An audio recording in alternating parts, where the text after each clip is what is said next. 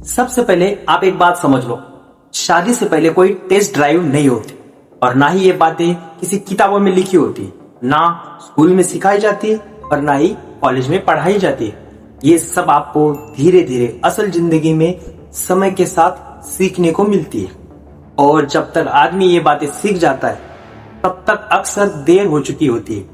और इसीलिए आज मैं आपको एज एन एक्सपीरियंस होल्डर ये बातें समझाने वाला हूं। 7 फेरे लेने से पहले इन 7 बातों पर एक बार आराम से बैठकर जरूर सोचना। सबसे पहली बात, फाइनेंस। जैसे अभी मान लो आपका खर्चा महीने का 10,000 रुपए है और अगर उसमें एक और इंसान ऐड हो जाता है तो उसका 10,000 और आपका 10,000 और ऊपर के जो नखरे होते और जो शादी के चौंचले होते उसका 10,000 पकड़ के चलते तो आपका टोटल खर्चा होता है 30,000 रुपए। अब यहाँ दिक्कत ये नहीं होती कि खर्चा बढ़ गया, दिक्कत तो ये होती है कि सामने वाले की मेंटेलिटी क्या है। आज के जमाने में प्यार से और मैनेज करके चलने वाले लोग बहुत कम मिलते हैं। ज्यादातर लोगों की मेंटेलिटी पता है क्या होती है, हम तुमसे कितना ज्यादा से ज्यादा नोच सकते, हम तुमसे कितना ज्यादा से ज्यादा छीन सकते, हम तुमसे कितना गैप कर सकते। मतलब साफ साफ शब्दों में, हमें तो बस पैसा चाहिए, हमें तो बस मौज करनी है, तुम कुछ भी करो, पैसे कहीं से भी लाओ, जो करना है वो करो, हमें उससे कोई मतलब नहीं।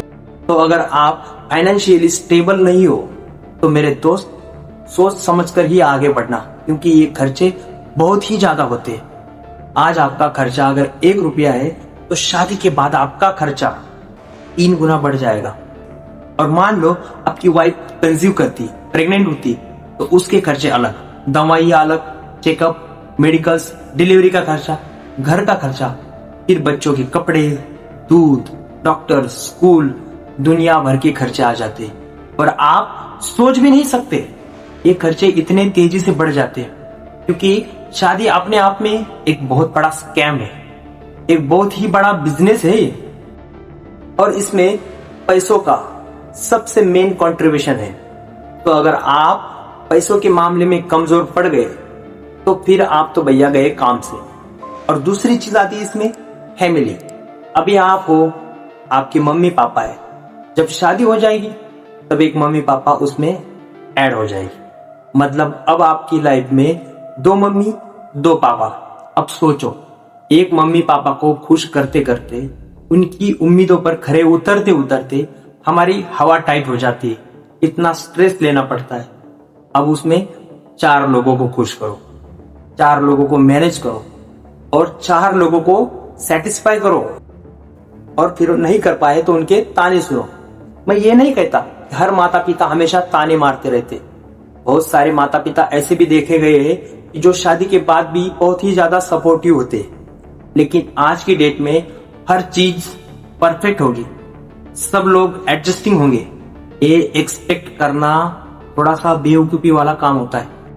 यहाँ रिस्पॉन्सिबिलिटी आती है, यहाँ स्ट्रेस आता है और अगर आप इमोशनली मेंटली प्रिपेयर नहीं हो तो समझ लो marriage is not for you.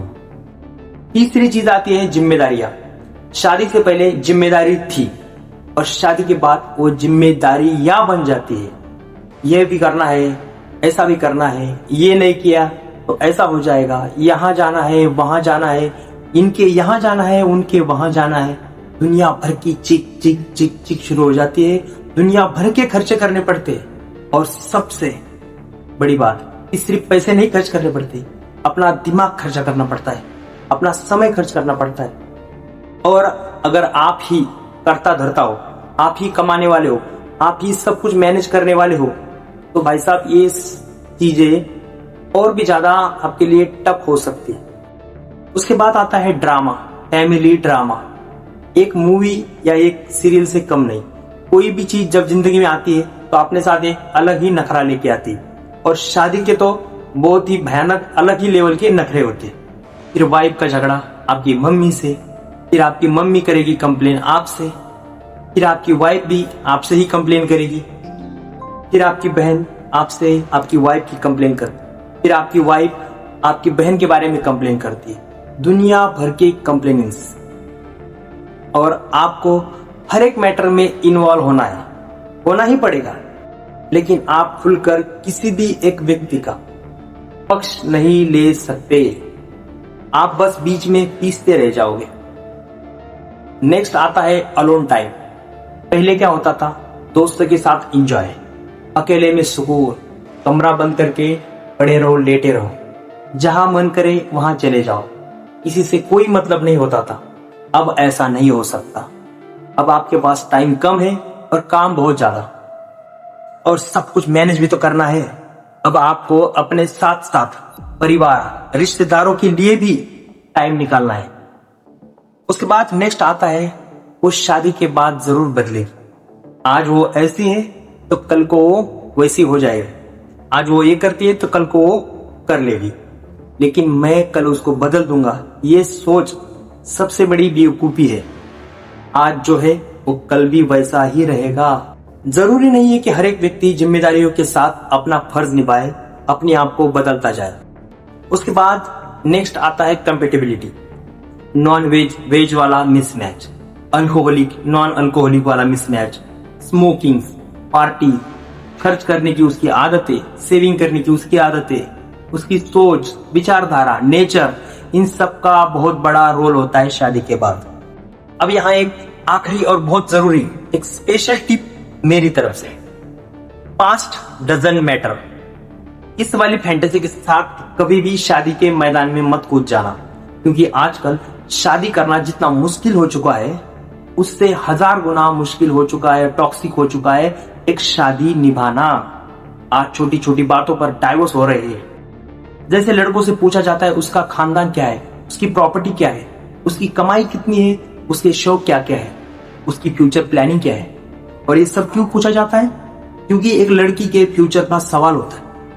तो वैसे ही आप भी अपने होने वाले जीवन साथी का पास्ट थोड़ा समझ लो, उसका नेचर ठीक से जानने की कोशिश करो, क्योंकि आपको भी तो उसके साथ आपकी पूरी जिंदगी बितानी है। एक अजनबी व्यक्ति के साथ, स्पेशली अरेंज मैरिजेस में, एक ऐसे व्यक्ति के साथ, एक ऐसे इंसान के साथ आपको अपनी लाइफ स्पेंड करनी है जिसका सब कुछ आपसे एकदम डिफरेंट है।